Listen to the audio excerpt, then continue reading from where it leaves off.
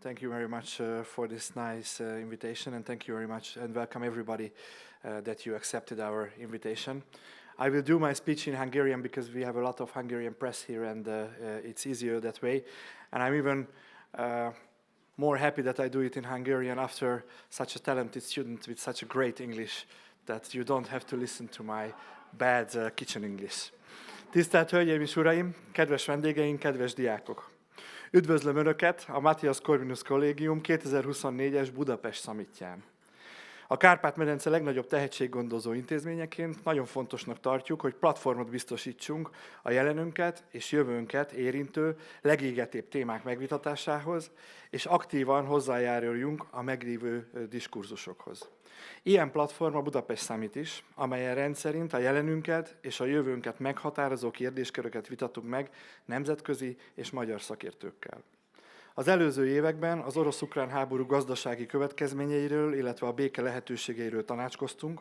Az utolsó, még éppen békeidőben lezajlott summitunkon 2022. február közepén arról beszéltünk, milyen hatások formálják az oktatás során a fiatalokat, milyen értékek, hasznos vagy éppen káros társadalmi és politikai divatok befolyásolják a leginkább fogékony korosztályokat. Mai oktatási konferenciánk szervesen kapcsolódik a 2 évvel ezelőtt megkezdett vitához. Az elmúlt 2 évben technológiai és kulturális értelemben is annyi minden történt, mint máskor egy évtized alatt. Megjelent a tantermekben a mesterséges intelligencia, ami a tudásról és ismeretről alkotott fogalmainkat kezdte relativizálni, a közösségi média tudat és figyelemformáló hatása pedig ma már nem csak buborékokat, hanem alternatív valóságokat is létrehozott, amelyeken keresztül gyermekeink, diákjaink a legtöbb információt szerzik a világ történéseiről. Nemrégiben jelent meg az MCC kiadójánál, az MCC Pressnél Tate Konzervatív iskola című kötete, aminek bemutatójára tegnap este került sor az MCC Budapest Lectures keretében. Ebben írja a szerző, akit ezúton is üdvözlök körünkben, nagyon köszönjük, hogy elfogadta a meghívásunkat, a következő gondolatokat. Idézem. Az az elképzelés, hogy az oktatás célja a nagy tárgyi tudással rendelkező, művelt elmék fejlesztése volna, manapság a legtöbb helyen nevetség tárgyát képezi, és a közvélekedés szerint csak olyas valaki mondhat ilyet, aki még nem érti, hogy a legfontosabb dolog megtanulni, tanulni, és elsajátítani a 21. századi képességeket. Úgy gondolom, ez a részlet jól szemlélteti, hogyan áll ma a világ a műveltséghez, ami a kultúrátadás, a kreativitás egyik legfontosabb feltétele. Műveltség nélkül nem adódik tovább az, amit fontosnak és értékesnek tartunk az előttünk álló generációk tapasztalataiból, legyenek azok gyakorlati, elméleti, vagy éppen esztétikai tapasztalatok. A tehetség sem ér önmagában sokat, ha nem társul hozzá tájékozottság és nyitottság azzal kapcsolatban, mi is az a kulturális és társadalmi kontextus, amelyben ki kell bontakozni, hogy a történelem fontos szerepéről ne is beszéljek. Az MCC-nél nagy hangsúlyt fektetünk arra, hogy kiválóságra törekvő diákjainkkal megismertessük azokat a szerteágazó kihívásokkal, amelyekkel várhatóan felnőttként is szembe kell nézniük. Ez teszi lehetővé, hogy választott pályájukon túl saját közegükben, saját szülőföldjükön is boldoguljanak, és egy olyan gondolkodó elit részévé váljanak, ami érti és ismeri a nagyvilágot, és felelősséget vállal a hazájáért és nemzetéért. Úgy gondoljuk, hogy a magyar tehetség ügyét ebben a szellemben tudjuk csak igazán négyzetre emelni, vagyis kellő mértékben kiterjeszteni. Az MCC küldetése összetett, a maga nemében paradigmaszerű is. Oktatási és nevelési alapelveink pedig tükrözik azt a küldetést, alapvetően tradicionális, a kiválóságot célzó hangoltságot. De mit gondolnak meghívott vendégeink? Milyen szemléletben érdemes a folyamatosan változó körülmények és a mindent megkérdőjelezni akaró szándékok mellett tanítaniuk? Milyen gyakorlati kihívásokkal kell egy tanárnak, egy oktatónak szembenéznie, ha valóban egy értékes és sikeres életre kívánja felkészíteni diákjait? A Budapest Summit a következő 2 napján kérdések körül csoportosul legtöbb beszélgetésünk. Nagy öröm számomra, hogy a már említett Konzervatív iskola című kötet mellett a napokban megjelentettük magyar nyelven a szintén jelenlevő Bonnie Kerrigan Snyder Tanszabadság című művét. Ennek országos bemutatójára csütörtökön Békés Csabán kerül sor. De új megjelenésünk az amerikai elit félrenevelését taglaló Birka iskola is, amelyet William Dereziewicztől adunk ki, ő a kötetnek a szerzője, és ezt a kötetet is nagyon ajánlom az önök figyelmébe. Ezekkel a kötetekkel igyekszünk hozzájárulni ahhoz, hogy az oktatásról folyó nagy vita minél szélesebb körben váljon ismertté, és ezek a lebilincselő művek minél inkább gondolkodásra inspirálják az oktatás ügye iránt elkötelezett magyar szakembereket is. Minden vendégünket arra bátorítom, hogy tartson velünk a Budapest Summit 2 napján itt, Budapesten, a 3. extra napon pedig látogasson el valamelyik vidéki központunkba, ahol meghívott előadóink egy-egy beszélgetés erejéig tovább viszik a vitafonalát. Köszönöm a figyelmet, hasznos tanácskozást kívánok Önöknek!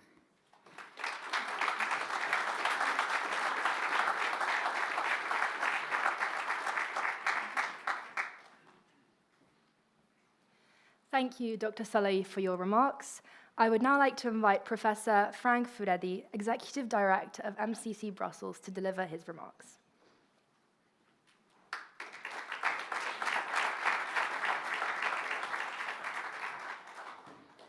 Jó reggelt, Budapest. Good morning, Budapest.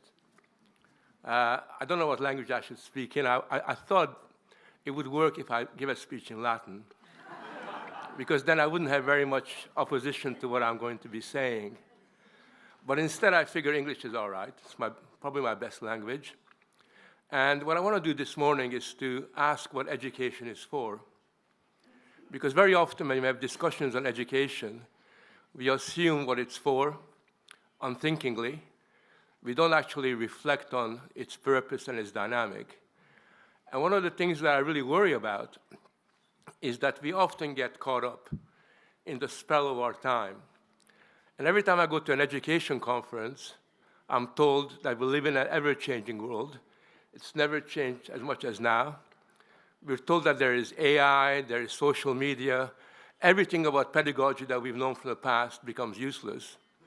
We forget the fact, if you know a bit of history, that it's been ever since modernity, the same argument has been put forward with monotonous regularity. People have said that with television, children will get distracted, they will not do their homework. With video games, they're not going to be interested in looking at what's going on. They said that about the book. You know, when the first books were written and published in ancient Roman times, Seneca was complaining about its distractive effects. We're losing our capacity to remember things. So there is a real lack of historical grasp of the fact that the world is not changing anymore today than it did around 1900, when these arguments were really put forward in the United States as an argument against knowledge, teaching knowledge. The argument was, what's the point of teaching children knowledge? What's up in a rapidly changing world where what they learn today will be useless tomorrow? So you might as well forget about teaching knowledge, and instead of teaching knowledge, let's give them skills. Let's make them, technically competent. And I think that kind of Philistine approach towards pedagogy has been getting stronger and stronger all the time, and with the consequence that that Philistinism is now enveloped in a cultural orientation, which is first anti-intellectual, and secondly, extremely hostile to the traditions and the legacy of Western civilization. So I think we have a very big problem on our hands in terms of what we need to confront. In terms of education, what education is for, I'm with the English philosopher Bertrand Russell, who basically said, we cannot give freedom to the child, but we can give them preparation for freedom. And this is what education should be all about.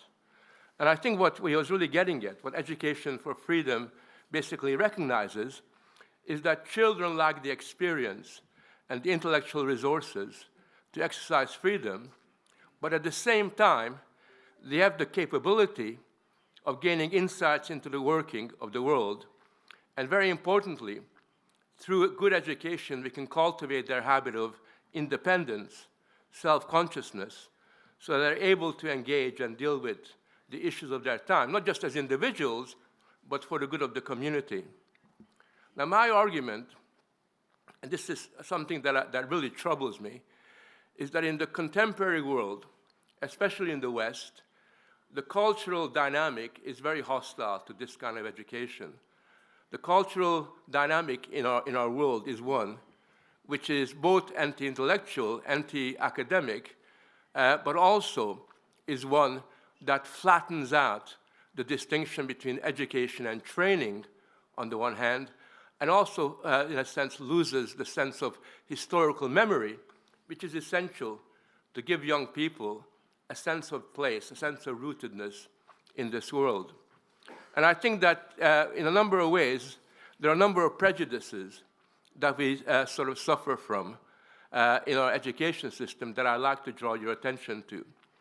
I think the first one is the idea that we live in a world where knowledge is no longer seen as being that important. If you look at the reports being published by PISA and various other organizations, they make the point that what's really important are skills, but not knowledge. They say that knowledge is something that, okay, you can pick up in books, but skills is what really matters. And the idea, this Philistine idea that somehow skills is really where it's at, which is pushed to us all the time, essentially erodes the distinction between education and training. Training is what you do when you teach skills. But as you know, you can train a monkey, right? You can train animals to do stuff for you. But that's not the same thing as educate. You can't educate a gorilla. You cannot get a gorilla to think conceptually, to think abstractly, to understand what's really important about academic learning, which is that it liberates you, takes you away from the immediacy of everyday life, and allows you to transcend everyday experience. And that kind of knowledge, which is really crucial, is not undermined by our ever-changing world. You know, even though the world is changing all the time, 2 times 2 is still 4. It's not 7, as some people in California say, but they think that mathematics is not all that important. 2 times 2 is still 4. And Euclidean geometry may have been invented a long time ago, but it's still relevant for the education of today, as is many, many dimensions of scientific thinking. The novels of George Eliot or Jane Austen or Flaubert is just as important now to love beauty and to love life as it was in the 19th century. So the idea that all this knowledge is a waste of time, which is being promoted fairly systematically, actually empties education of its real content and transforms it into quantifiable entities. And that's what PISA does. They lack counting. They have statistics that compare Singapore to Hungary. When I go to Singapore and I talk to parents who have their kids in the school, I ask them, you know, on paper, you look really good. But when I talk to your children, right, they're just as dumb as the English ones are. You know, what's happening here? And they actually then admit to you that the reason why their statistics look so good is because anybody with any money has a private tutor for their child. So when you have an army of private tutors educating Singaporean or Chinese children in Hong Kong and elsewhere, you don't need to have a PhD in mathematics to understand that their results in a quantifiable way will be better than in France or Germany or in Hungary. So don't get deceived by all this statistical nonsense that is promoted in here. We need to have quality knowledge-based education where academic disciplines become the foundation for it. Not interdisciplinary education, not transdisciplinary education, but academic discipline education where you learn a discipline, you learn history, you learn mathematics as a core subject in what you are really doing. So that's the first problem, prejudice. The second prejudice, and this is again been around for a long time, but now it's having corrosive effects, is the shift in pedagogy from philosophy, which used to be the foundation of pedagogy historically, to psychology. I mean, these days, when I go to a classroom in Britain, every teacher is like an amateur psychologist. I mean, the language they use is no longer philosophical. They're not talking about Aristotelian or Kantian ideals of knowledge. They sound like, you know, sort of second-rate psychologists. We're going to raise your self-esteem. We're going to validate the child. You know, we're going to give kids emotional intelligence. You know, and I say, okay, well, that's brilliant. You know, but when you take them out of the couch where the kids are lying, you know, what are you going to teach them? And you'll find that this is not something that they think is nearly as important. And in fact, they forget a very important philosophical ideal, which comes all the way back to the Greeks, which is that when it comes to the emotions, we don't teach people emotional education, but we educate their emotion. And the way you educate their emotion is not by shoving Freud down their throats. It's not by raising self-esteem. The way you make them emotionally capable is by giving them classical literature, is by reading poetry to them, is by getting them to understand what history is really all about. That's how they elevate themselves and come to develop the sensibility that you require to move on. So the pedagogy of psychology, which unfortunately I think is coming into Hungary as well, because when I talk to people in Budapest, they very often sort of echo, they think that anything that comes from California is going to be good. They don't realize that it's a disaster. I mean, everything that comes from California, other than oranges, is quite questionable. Sort of. So anyways, that kind of pedagogy is a little bit of a problem. I think there's also another problem, which is this. Every society's educational system ultimately depends on what we expect children to be able to do. What are our expectations of young people? How much pressure we can put on them? To what extent can we challenge them? How can we stretch them intellectually? How can we inspire them? What are they capable of doing? And I think at the moment, we live in a world where we're infantilizing young people. We're continually imagining that children are defined by their vulnerability. In the Anglo-American world, we're continually diagnosing them medically as having a variety of problems. There's I've never seen an epidemic of ADHD or of dyslexia and various other diseases in the classroom. I mean, these days, if you find it difficult to read, as I did when I was 6 or 7, instead of my father telling me, I'll sit down with you, let's read a little bit more, we say that you have dyslexia, and that kind of relieves you of the responsibility of actually teaching people how to read. Not that there aren't a few individuals, but when you have mass dyslexia, mass ADHD, mass psychological symptoms, then what we're saying is that we don't expect children to be able to do very much. And there's a big movement afoot now, which basically argues that it's wrong, it's totally wrong to examine children. That testing children is wrong because it makes them psychologically insecure. It gives them anxiety and stress, even depression.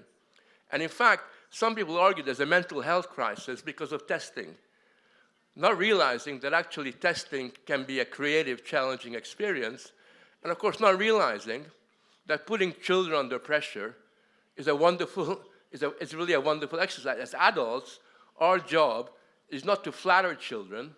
I always remember, I realized how bad things were when my son, who went to one of the best schools in England, King's School in England, and I knew that he was very lazy. I could tell that he was completely switched off. Every day, he'd come back with smiley faces.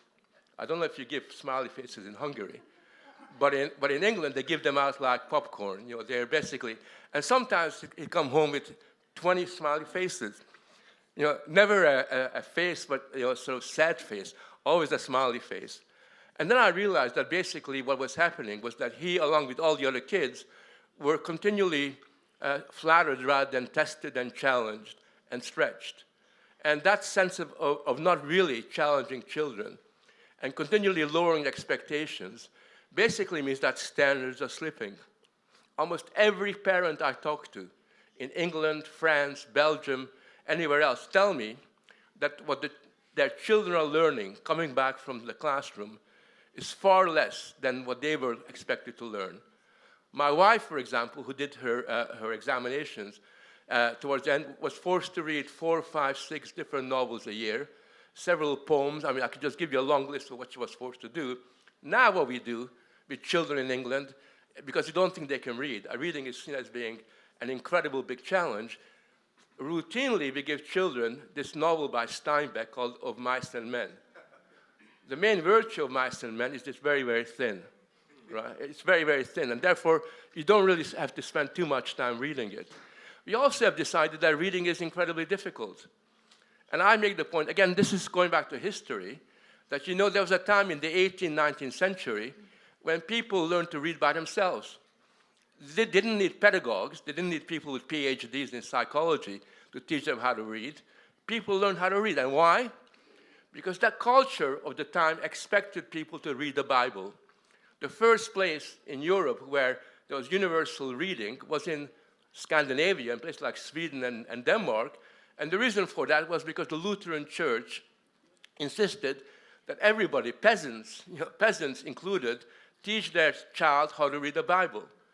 Just think about it. I mean, in my experience today, reading is seen as a major, major difficulty, not realizing that reading, like anything else, if it's culturally affirmed, is readily accessible to young people if we have the right expectations of them.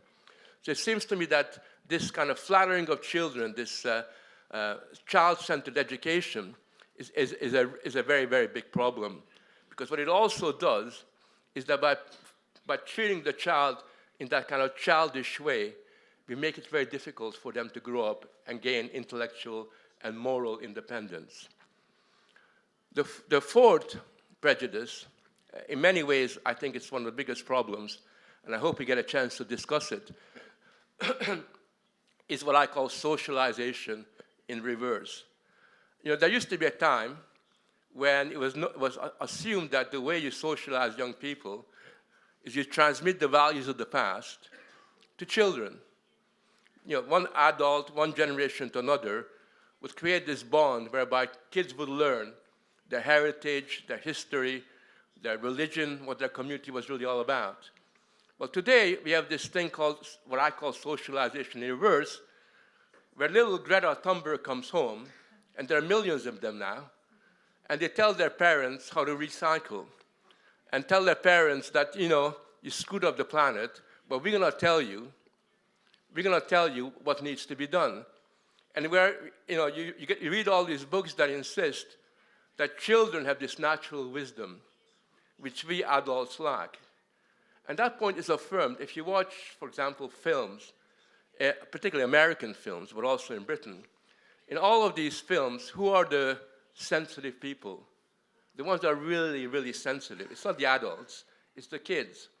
Have you seen, I always use the example of Home Alone. I don't know if you've seen the film Home Alone. Very good example where the adults are a bunch of idiots, so that they basically are clumsy and very oafish. But the young kids are very skilled, they're very flexible, they can react and they respond. And that ideal that the children have this incredible knowledge that we, people like me, lack, has become extremely important in the way this is seen. But then, of course, this goes back to my first point about knowledge. If basically we argue that knowledge is no longer important, what we're also saying is that there is very little to be learned from the past. What we're really saying there is no point transmitting the knowledge of the past to young people because it's a waste of time. And not only that, parenting experts tell fathers and mothers not to listen to what your grandparents or your mother and fathers told you when you were young, because their advice about how to bring up a child is not as good, not as scientific as these parenting experts are. And the idea continually is to rupture the bond that links generations to one another, to spoil it all together, and create a situation where we leave the past behind. We not only leave it behind, almost everything about the past is seen as being embarrassing and loathsome. The way history is now taught in many places is to say Western civilization was an endless series of horrible events, of exploitation, of oppression, where we got to decolonize anything that happened in the past. We got to decolonize anything that moves because of all the horrible things that we've done in the past. And if we dispossess young people of their past and their heritage, if we take that away from them, they're left with very little that allows them to know their place in the world and how to move forward in the future.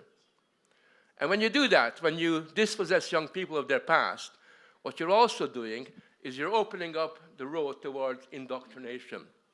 And we now have this phenomenon, which is spreading all the time, where teachers are telling young kids ideals and values that are almost counter to those of the previous generation.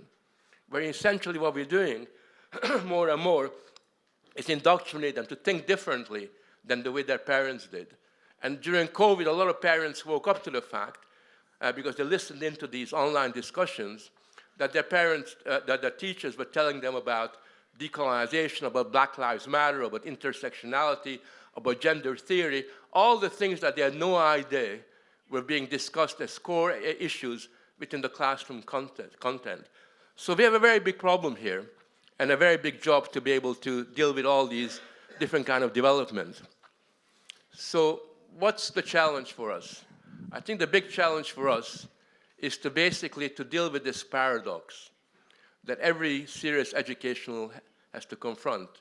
And the paradox is between maintaining our tradition and cultivating young people in those ideals, while creating the world where they can learn to yield to new experience. It's that paradox of renewing tradition, of renewing the world on the basis of what has gone on beforehand. I want to end by something that every time I feel really bad and I want to slash my wrist, that one sentence I say to myself, and it's something that inspires me in my educational activity, which is this.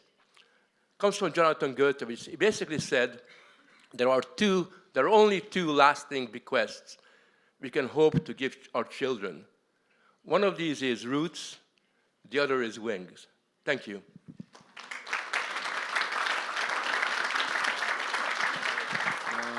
As a start, I would like to introduce the participants of our panel discussion. From right to left, Frank Füredi, you already know him, of course, the Executive Director of MCC Brussels. Then Ram Madhav, President of the India Foundation. Nicholas Tate, the author of the book, the celebrated book, and Joanna Williams, Director of Cieo, a visiting fellow of MCC at the moment. And to start the discussion, let's raise the first very obvious questions that everybody must have a personal definition of this classical or conservative education. What is your own definition, your own approach? What is classical or conservative education? I should kick off. So I guess I would describe classical education as really being about introducing children to the world, introducing children to the knowledge that is their intellectual birthright. Obviously, I'm stealing heavily from people like Hannah Arendt and Michael Oakeshott here, but I think the idea that we have a body of knowledge that we've taken from people who've gone before us, and we value that knowledge enough, and we value the world enough to, again, steal from Hannah Arendt, that we want to consciously work out how we can best introduce children to that knowledge for them to be able to make their own. And I come back to the point that Frank was making about freedom. I think it's really important. So we're not telling children what they must do with this knowledge in the future. For me, that's the biggest problem I have with the skills agenda and the idea that education must be future-orientated, because the fact is none of us have a crystal ball. We don't know how the future will pan out, and for us to assume that we can predict the future and determine what children must know, sorry, not what children must know, but what skills will be relevant for the future, I think it just strikes me as being very anti-democratic as well. You know, the future really is for children when they become adults, for them to assume responsibility, for them to determine. And I think the best thing that we can do as classical educators is to ground them in the legacy of the past so that they are educated when it comes to making those decisions for themselves. I would distinguish between classical education and conservative education. In my book, I don't talk about classical education. I do talk about the classics in terms of literature and the arts more generally that ought to be at the core of a contemporary education. My book is not arguing for a simple return to traditional methods of education. They had their faults. My definition of a conservative education, I think, is summed up in the words of the great 19th century English poet, who also was a school inspector in England in Victorian times, Matthew Arnold, who said that the purpose of education was the transmission of the best that has been known and said. That quotation often stops there, but if you actually read what he said, it goes on to say that the best that has been known and said, turning it into something active that interacts with, he doesn't actually use those words, they're my words, he says it much more elegantly, and I can't remember the exact quotation, but using it actively to understand and act in and make decisions about the present in which the student, in which the pupil is actually living. So it's engaging with the past and using the past as a way of forming the present and the future. What it isn't is an education that is driven by purely utilitarian considerations, that's just concerned with the state of the economy, just concerns with producing the new man that is needed, or the new man or woman that is needed by the 21st century economy. It's certainly not about solving all the world's social problems. It's not about trying to create a perfect future. It is about preparing young people to work in a world on the basis of having transmitted to them in their education everything about the past and the present. I mean, Hannah Arendt talks about education not being the purpose to tell people how to live and how to feel, but telling them what the world is and what the world has been, so that they can use that to create the future that they want for themselves. I think that's how I would see the core of a conservative education. Thank you. Good morning and namaskar. I am from India. We in India have had a long tradition, actually a millennia-old tradition of education.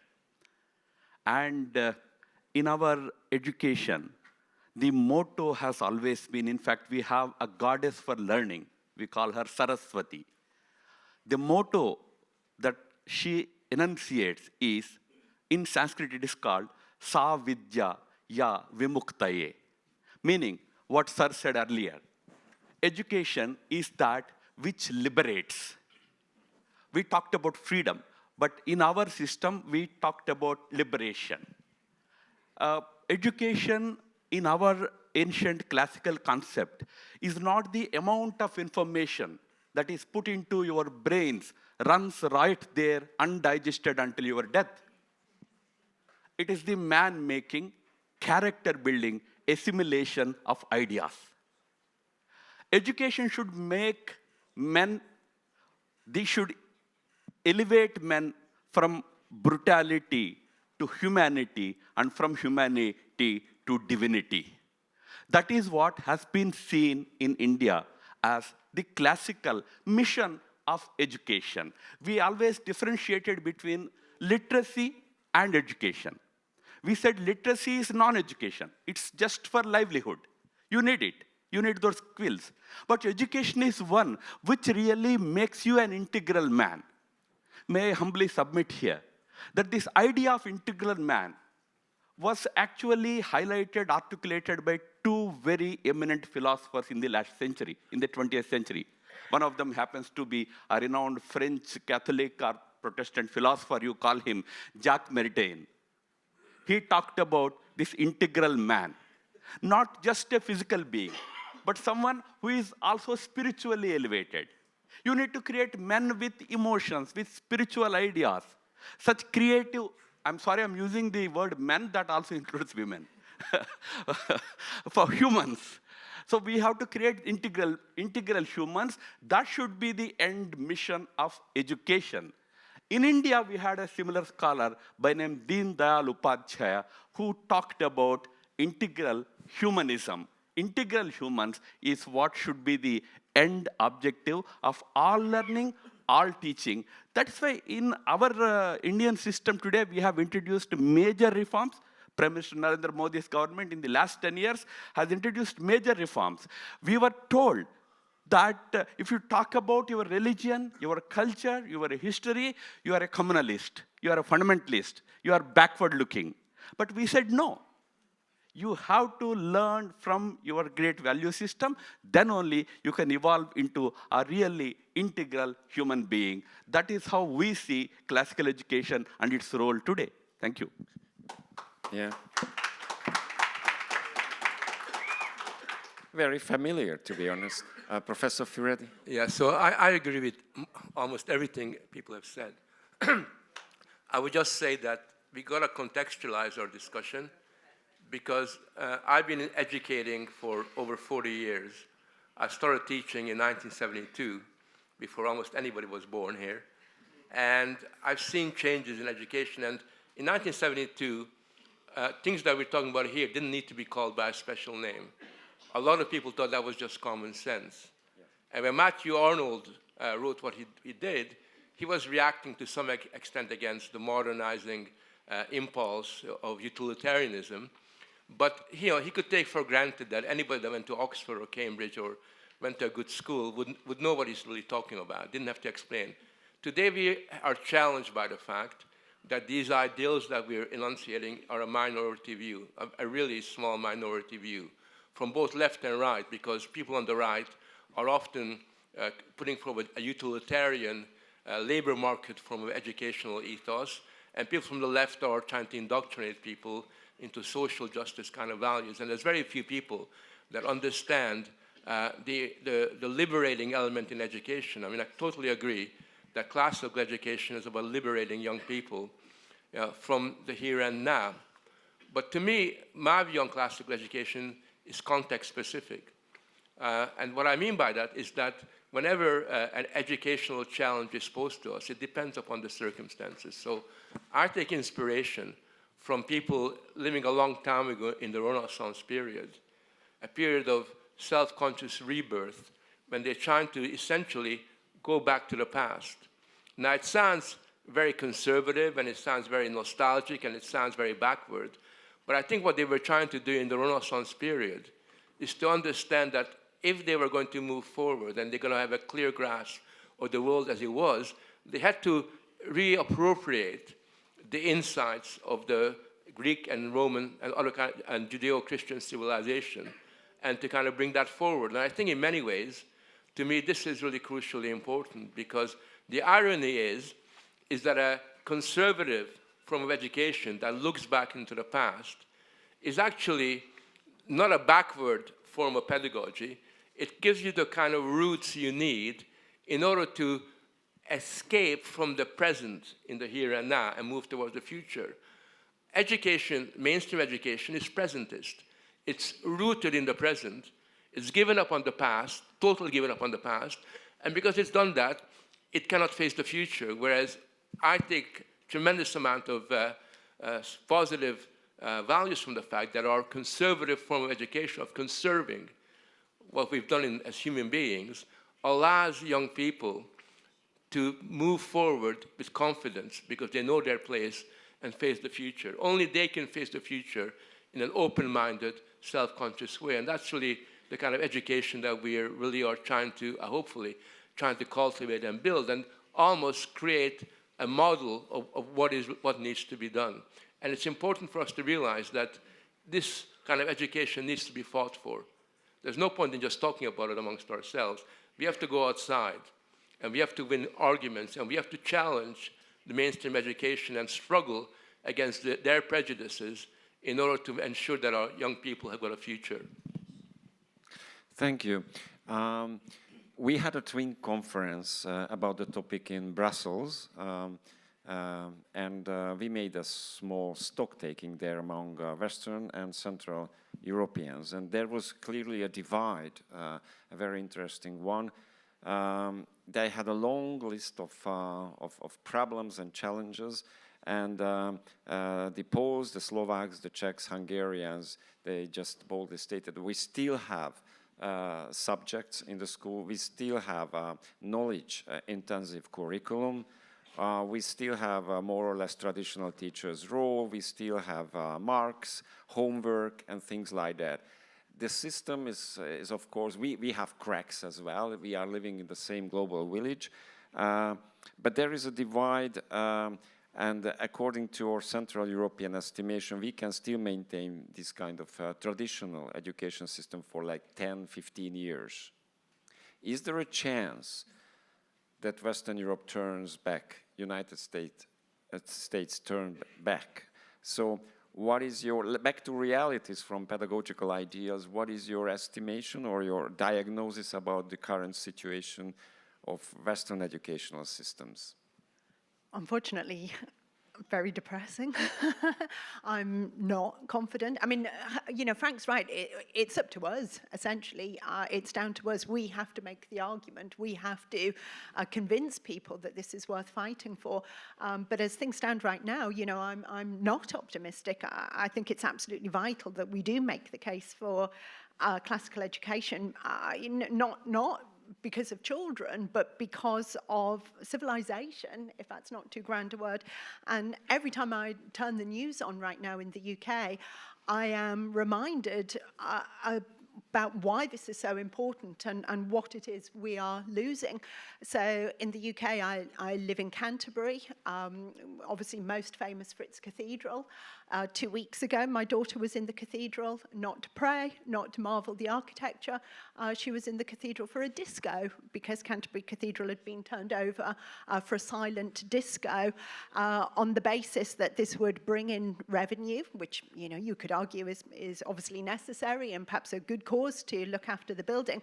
But also it was argued that the disco was necessary to bring young people into the cathedral because it was relevant. You know, this was what you had to do if you wanted to attract youngsters into a cathedral. So basically, I see that as an admission of defeat from the people who are supposed to be preserving our heritage, preserving our culture, that they have absolutely no arguments to make based on the beauty of the building, based on God, on religion, on the history, and all they can do is say, well, we'll give the kids headphones and play music and they can dance around this building. So things like that really upset me, and they make it seem to me why it's vitally important that we do make the case for classical education. But just to look at how far we've got to come, you know, the University of Kent, where I worked for 12 years, is currently closing down en masse its philosophy department, its music department. It seems to be labouring under the illusion that you can be a university without philosophy, without music, without chemistry, without major disciplinary branches of knowledge. And it's turning itself towards vocational courses, law, criminology, psychology. They want to be where they think young people are at, so that they, again, bring in money to the institution, keep a supply of revenue, and provide people, children, young people with skills so they can go and get a job. But this is a Philistine approach to education, which smacks of people who have no understanding of the importance of Western civilization and why it's worth defending. So I'm very depressed. But, you know, I guess if I want to be optimistic, I look at the people in this room, I look at children who I think actually do deserve and want more, and I think, you know, it's down to us then to go out and take that fight to people and make the case for classical education, but unfortunately for Western civilization more broadly. Thank you. I'm both pessimistic and cautiously hopeful. Around 2021, I was in a very bad state because I learnt around the same time that the head of a school that I'd been very closely associated with, England's oldest school, or the school in England that has the oldest continuous history, dating back to the late 14th century, in the middle of the Black Lives Matter business, announced that he was reviewing the school curriculum in the light of the death of someone 6,500 kilometers away, in another continent and seeing how the curriculum could be turned upside down as a result of these momentous events. I found that quite incredible, that someone with that tradition going back to the 14th century should think it necessary to do something like that. I don't think he did anything terribly radical, but the fact he thought he ought to be seen to be doing it depressed me profoundly. At the same time, I had news of a school in California, Harvard Westlake School, prestigious school in California, the one that our Prince Harry and his wife Meghan are likely to send their children to in due course. I spent a week there, perfectly good school, interesting curriculum, pretty Deweyan and Rousseauite, but not too bad. It had gone completely woke. I read an article by Barry Weiss, the New York Times journalist who left the New York Times because it was so punitive to people who had views contrary to the dominant consensus.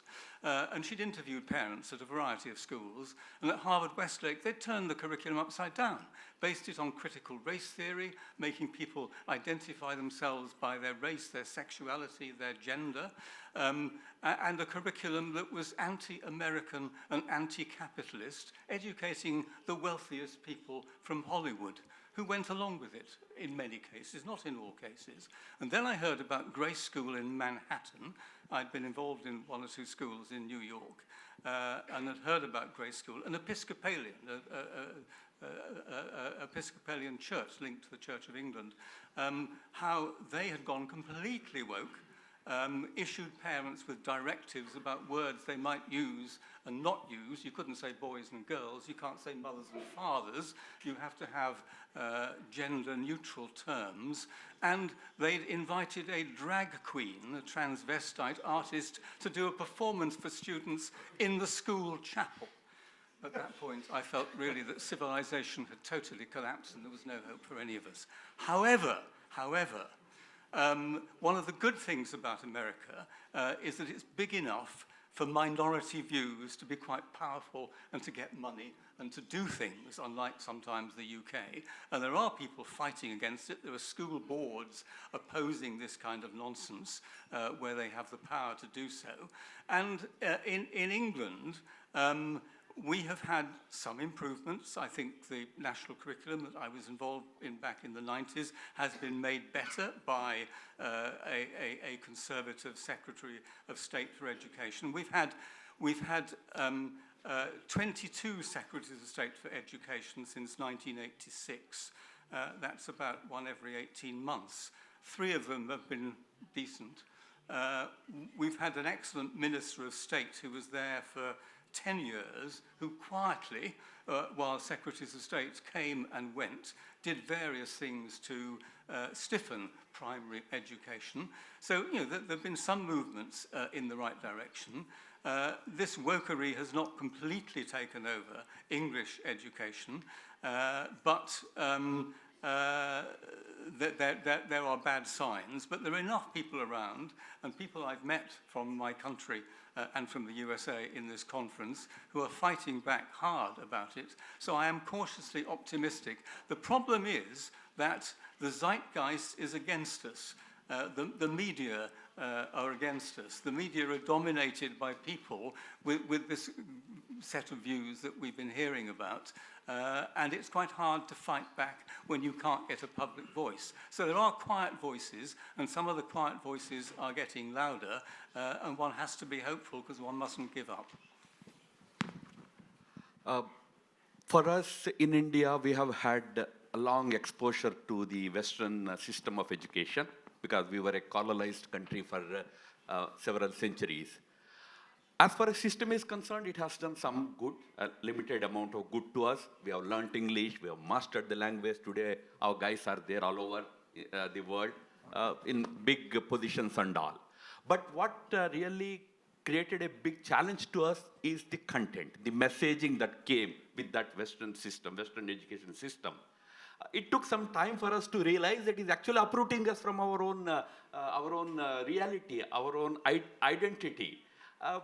That is the real danger that we face today from the Western system. I would not say so much about system, but the content that we get through that system. We are today trying to insulate ourselves from that influence. While there is any good that Western education tells us, gives us, we are ready to take it.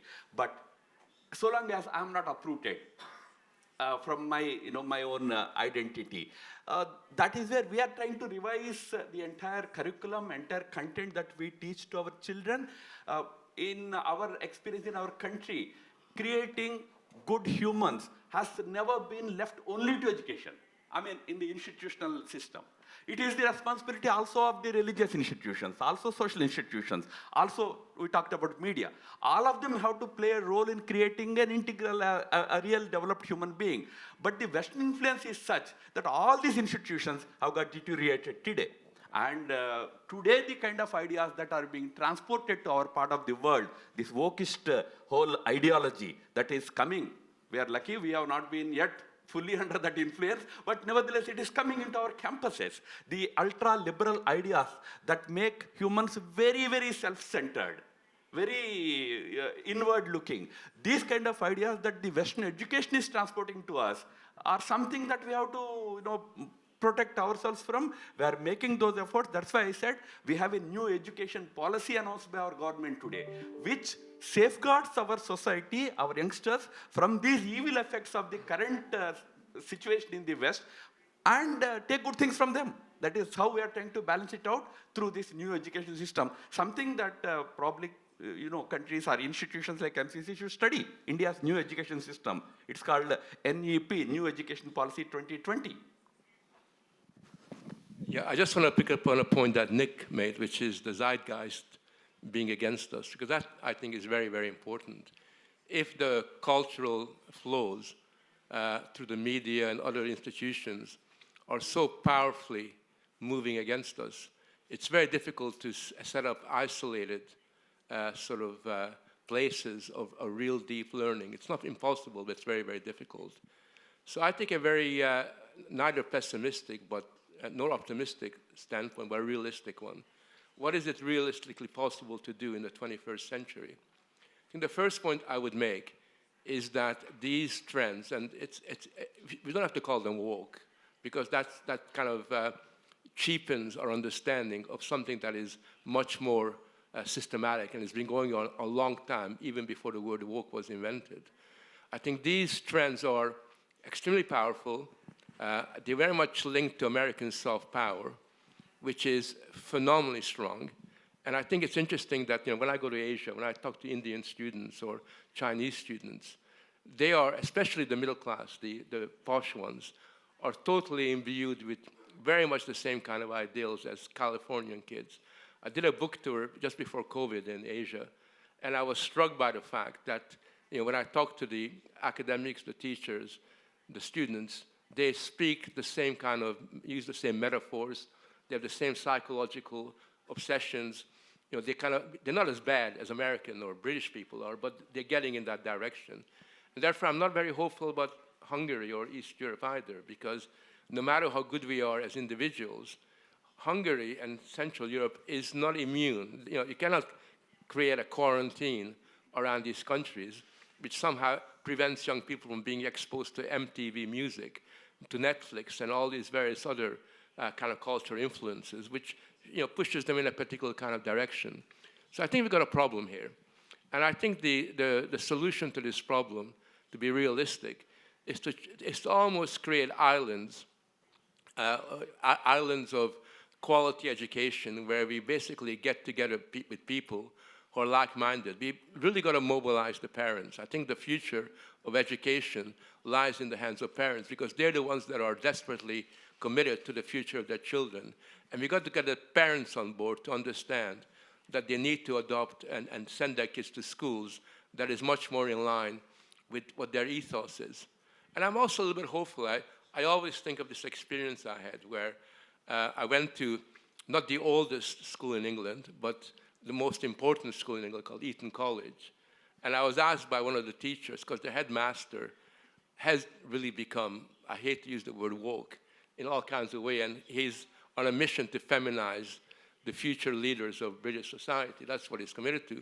One of the teachers asked me to come to Eton and talk to the boys, shake them up a little bit, and tell them that it's okay to be men. You know, that you don't have to be embarrassed about being a boy. You don't have to pretend you're half girl, half boy in the way that the ethos has shifted. So I gave a talk, and people that know me know that I'm not very diplomatic, even in the august quarters of Eton College. And I just basically laid out the score. I basically took up all these very silly woke concepts like toxic masculinity and everything else. Afterwards, all the boys came up to me and said, we're really glad what you said there. We feel like somehow you've given us permission to be who we really are. And I remember going away from there is that all you had to do was to basically say a few commonsensical things, and you can get young people on board.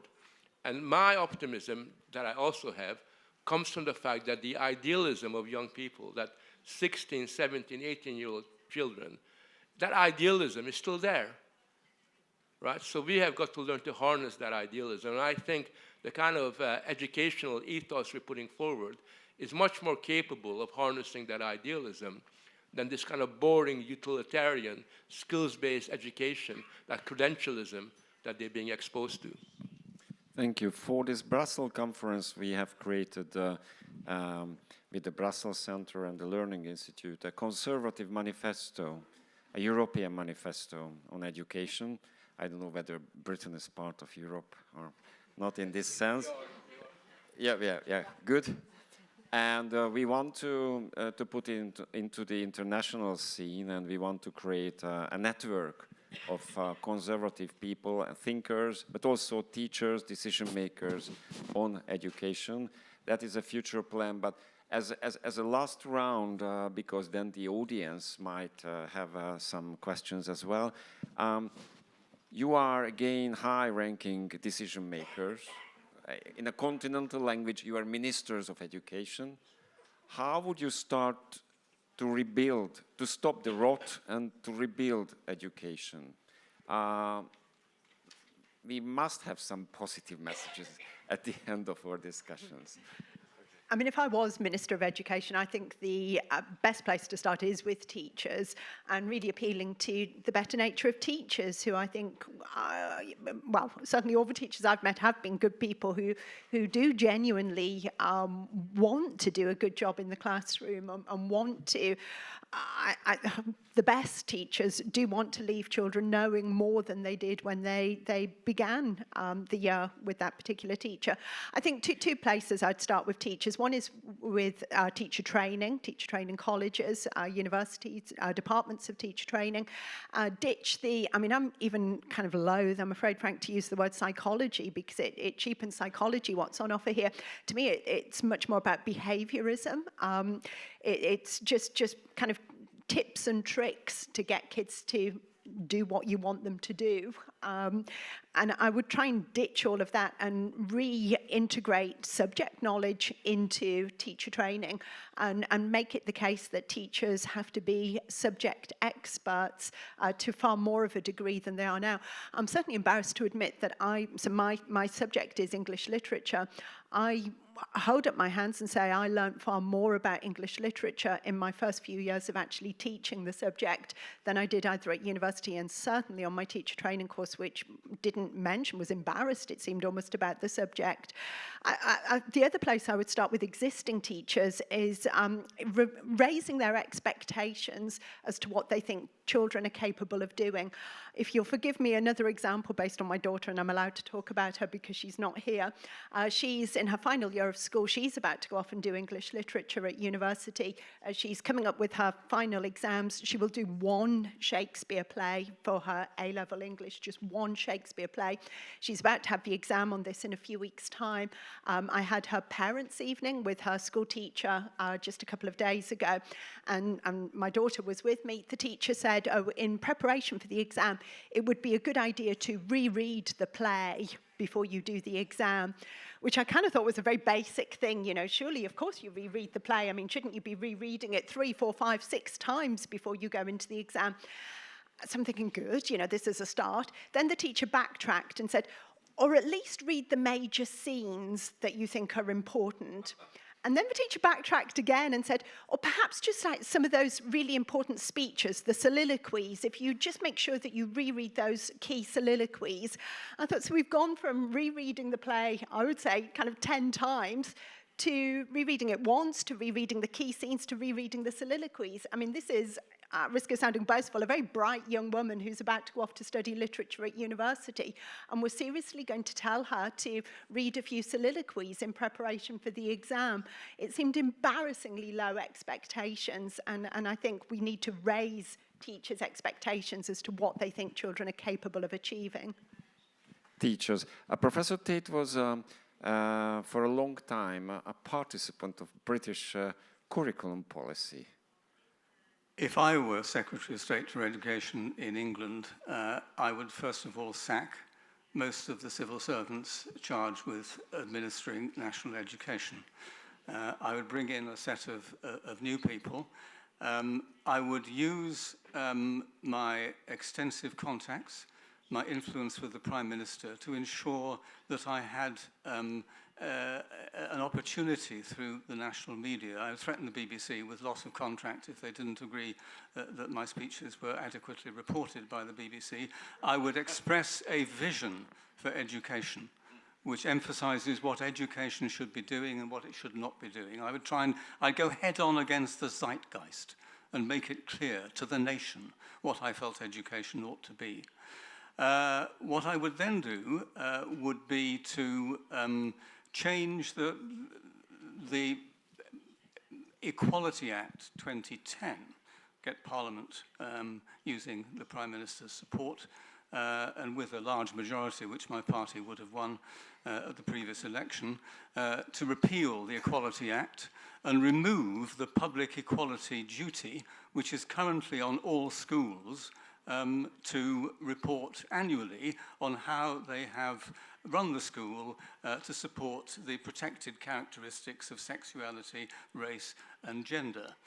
That would mean the dismissal of hundreds of directors of inclusion around the country.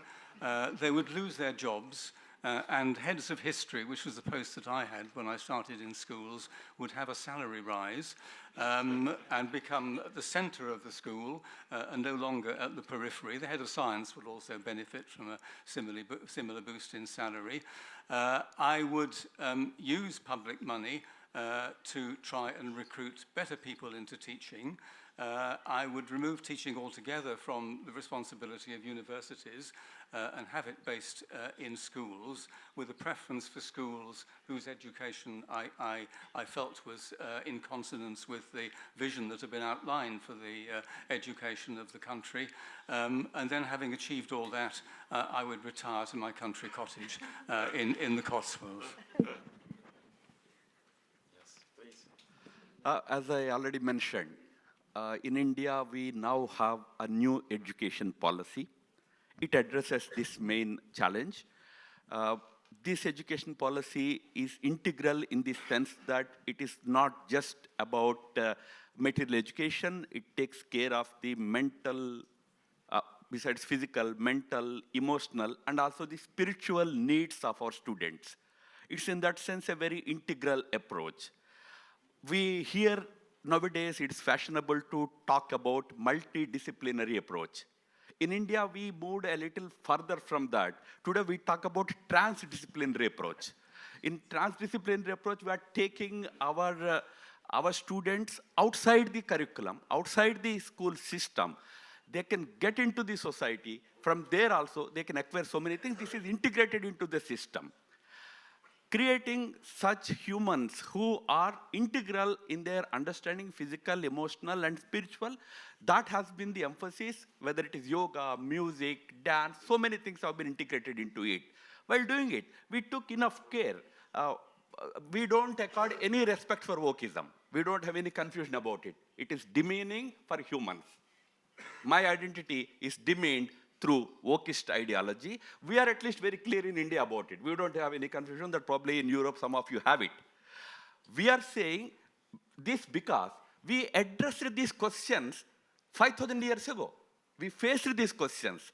about humans, their identity, man, woman, relationship, family, everything we very in detail, we explored those issues, came up with answers to them. We respected every diversity, we respected LGBTQs, we respected all different types of ideas, but only promoted those which are for the larger good and larger health of the society. So in our education system now, we won't be having so much space for such wokist ideology. We respect all diversity, LGBTQ diversity is respected, we have laws to protect all of them, but it cannot be made as something fashionable in the society. Towards that end also we are taking certain measures. So India's new education policy that way, I think is a real good model for many countries to explore and look into. Thank you. Professor Füredi. Three things. Number one, I'd close down all the teacher training colleges that I know of and ensure that teachers get trained in the classroom. Because I think a lot of bad things happen in teachers training colleges. So that's number one. I remember talking to one of our education secretaries, Gove, and he agreed with me that as long as they existed, there'd be big problems in terms of the quality of teaching that was carried out.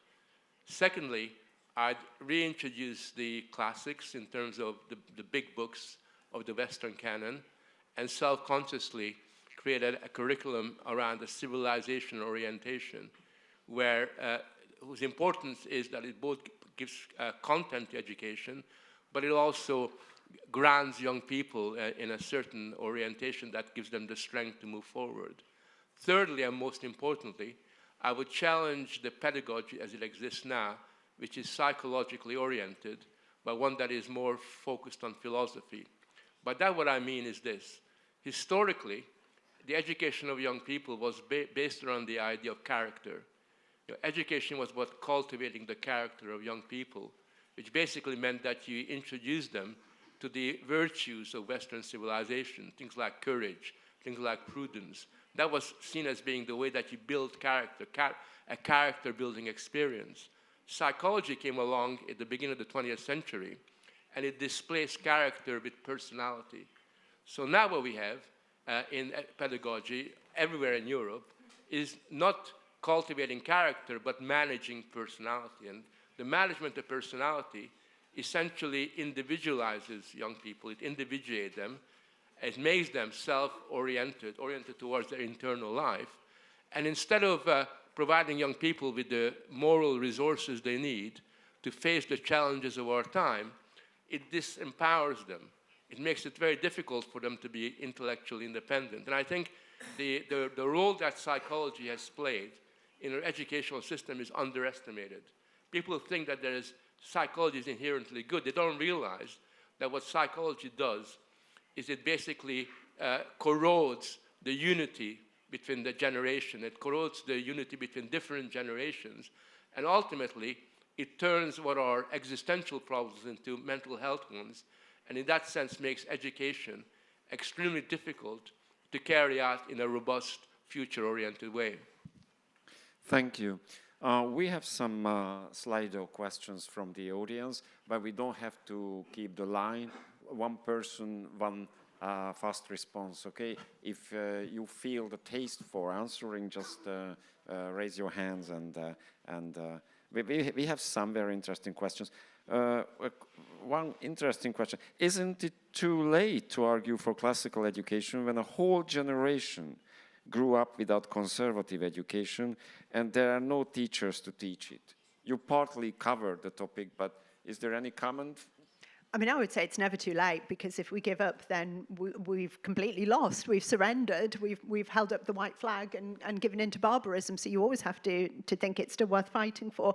But, you know, I think in terms of one of the group of people who we can really win over to this cause is the children themselves, who I think are aspirational. And I think they get bored by the relevance and the psychological aspect that you're talking about. You know, they know about themselves, and by the time they've spent 10 years in school, they're sick of talking about their feelings and actually appealing to them in terms of an aspiration that takes them beyond their immediate selves and raises their expectations and aspirations, and actually says to them, you know, you are capable of learning more and doing more and and understanding more. I think children themselves find that a very attractive proposition if we can motivate it correctly. Could I add that I think there's a fair amount of good practice around anyway. I think we can be too negative about the current state of affairs. I come across some very good teachers, and there are schools that are still following an education that is more traditional, that deserves the name of a liberal education. In England, we have a group of schools called free schools or academies, which are funded by the state, but in no way are the responsibility of the local authority, and do not have to follow the national curriculum. They have freedom to innovate. And a small number, many of these free schools are also tarred with the same brush. They followed the consensus. But there are some of these free schools, I can think of a couple in London, which have bucked the trend, and which are exemplars of what a good traditional liberal education might be like. So I think we can build on that. There are also quite a lot of teachers who are pretty resistant to the pressures upon them, who want to teach physics, who want to teach history, who want to teach geography, who love literature, and are quietly subverting some of the things that they're supposed to be doing. These people need more of our support. What should be the main subject of teachers' training, the core? There shouldn't be any teachers' training. That's the whole. Okay. That's the whole point. That teachers should learn a subject like mathematics or history or chemistry, and then learn to practice it. And the thing is, the key thing is that there are different ways of teaching, and the way I would teach and the way you would teach will be very different because we have different personalities, and it doesn't really matter. What really matters is that we both know our subjects, and that's something that teacher training flattens out. So we have big debates about what is the best way of teaching reading, whereas actually, there are a number of ways of teaching how to read, and we don't have to say that this is the only way you can do it. It depends upon, upon your personality, depends upon your style of doing it. And it seems to me that we fetishize teachers' training. We imagine that teachers' training is valuable in and of itself, and forget that it's been the most destructive element within the whole institution of education. When I was in schools a very, very long time ago, I found it very depressing that the only courses offered to me, evening courses or courses in the school holidays, were about teaching methods. There was nothing about deepening my subject knowledge. And I think we need to get across the message that as a subject teacher, you should be, throughout your career, deepening your knowledge. I used to get very depressed at one of the schools that I was responsible for, being involved in interviews with teachers who were wanting, in this case, to teach secondary school pupils a foreign language and a foreign literature. And I would, I know a bit about French and Spanish literature. I've lived in France, I've lived in Spain. I read a lot in French and Spanish, and I would ask them what they'd been reading, these people who were candidates to teach children French and Spanish literature. And they would repeat the texts that they had read at university. They'd been obliged to read. They'd obviously read nothing, most of them, since they left university. They hadn't got this commitment to develop their own learning throughout their lives. I didn't really want people like that to come and teach the children I was responsible for, but often I had no choice. So I think we get across the message that what you do is develop your subject knowledge, and you have training, not training, but you have courses that make this available. One of the great things that our current king in England did when he was Prince of Wales was to organise summer courses which deepened the subject knowledge in the humanities of teachers, and they were very popular indeed with teachers. And that I was involved with the king in one or two activities, not so much with those courses at that time. And that gave me hope that teachers really wanted to go to these events when they really didn't want to go to yet another psychologizing event which taught them methods that they didn't really need. Oh, so since we have a new education system, we also put some emphasis on what we call as orientation to the teachers. because as it so happens, our teachers are trained in the Western curriculum. They know, as we jocularly say, they know more and more about less and less. So their exposure is limited.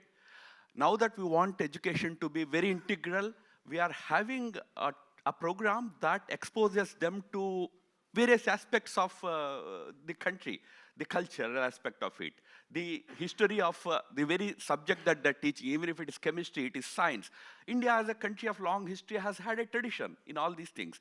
We expose them to all these aspects, which we call as orientation, which can be beneficial for them in their pedagogy, in their classroom. And I must tell you, these trainings sometimes go to almost 1 month. They have to, before joining the institution, undergo this orientation for 1 full month.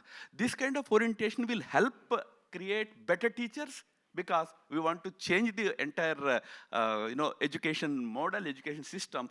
We need teachers, because the current teachers are not fully equipped to take the system to that level. So we are having this orientation system. I think that is very important for a country like India. Thank you. I'm just picking up some of the questions. Historically speaking, are classical, conservative, and liberal education all the same thing? Well, in the old days, you didn't have to make those distinctions because it was self-evident what education was really all about. And I would argue that don't get hung up on labels, because I think all of us know what we're talking about.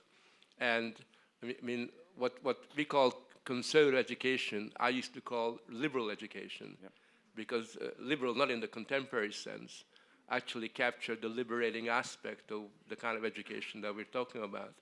I think the really important thing to realize is that the discussion we're having today is different than in the past, because we're under very different pressures than was the case beforehand. And when we formulate our reaction to things, we've got to take into account our specific historical issues and problems when we discuss these things. And I think we should take seriously what János was mentioning earlier on, this manifesto or declaration that we kind of are putting together for European educators, which I think is really quite important.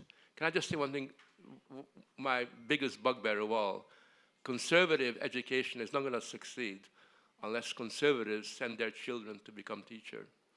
I think I know so many people, intelligent people who, when I ask them, what is your child going to become, they virtually all say, hopefully anything but a teacher, right? They think that teaching is not for them, and therefore, surprise, surprise, they then get shocked by the fact that the kind of people that are teaching their kids are on the other side.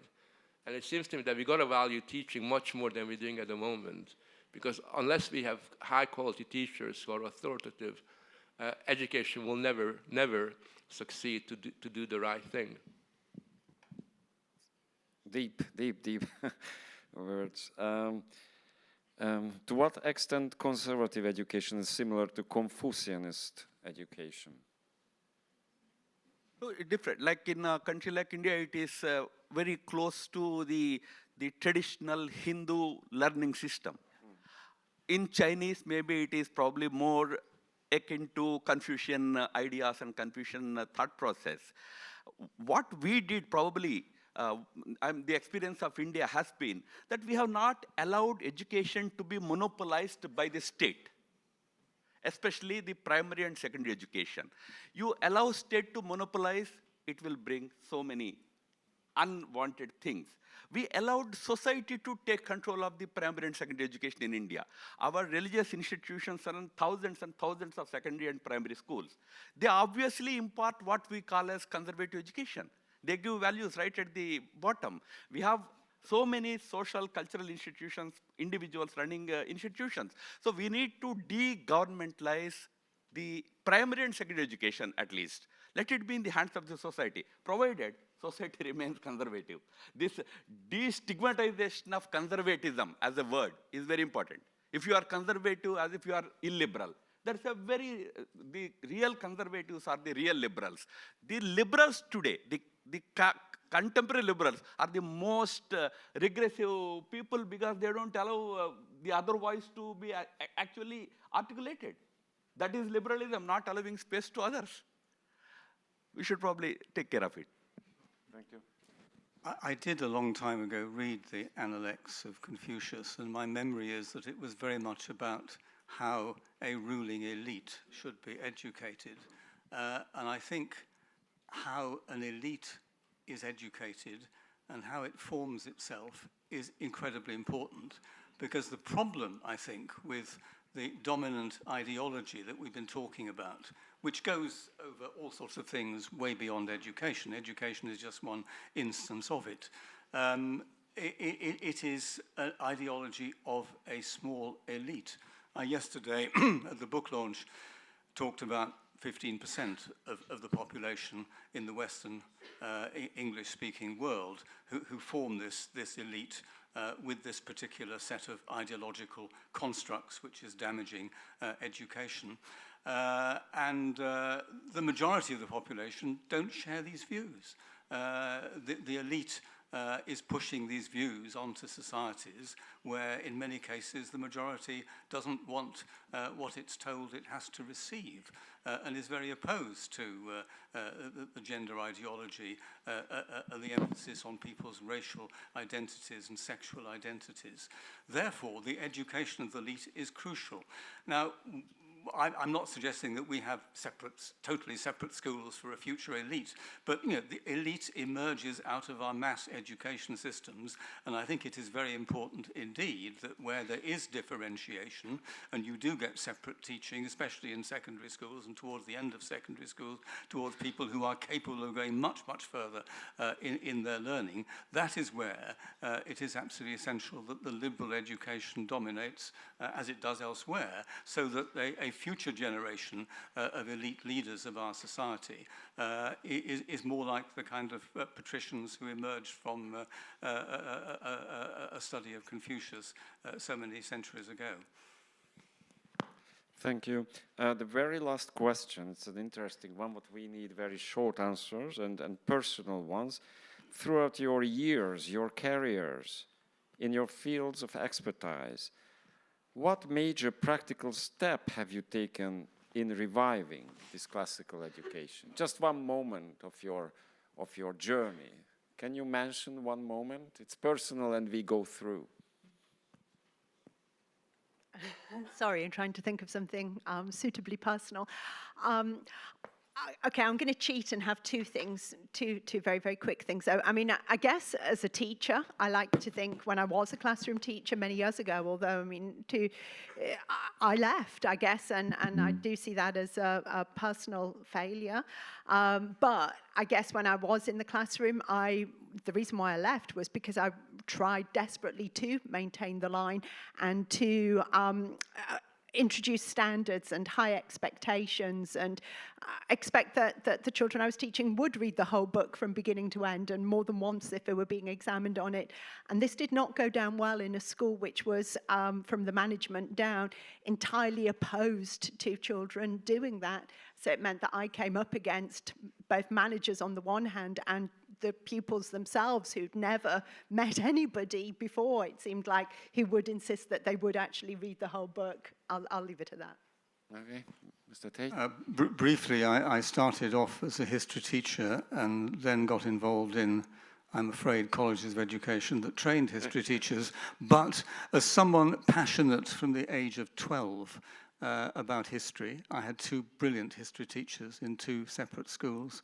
I went to a museum near where we lived in an industrial town in the north of England, which had rooms which went from the old Stone Age right through to the Industrial Revolution. It gave me a brilliant picture of how things had changed over a period of 2,000 years.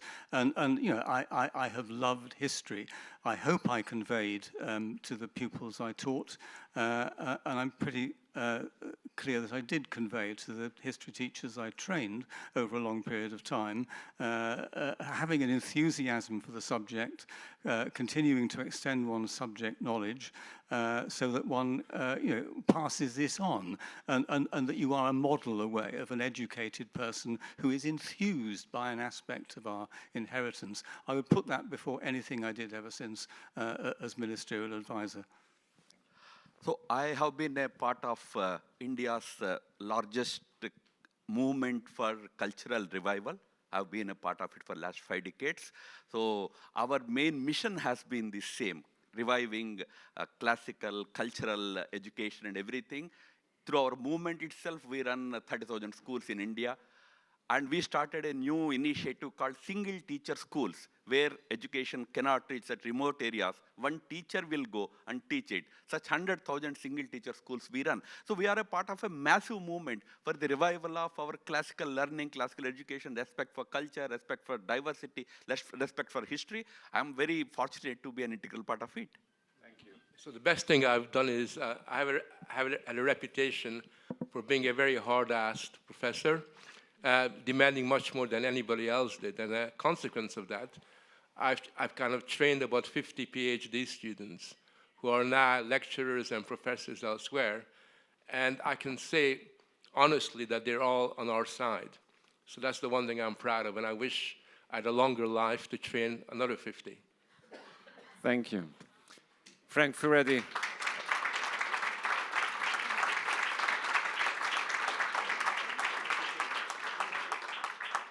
Frank Füredi, Madhav, Nicholas Tate, Joanna Williams, thank you very much.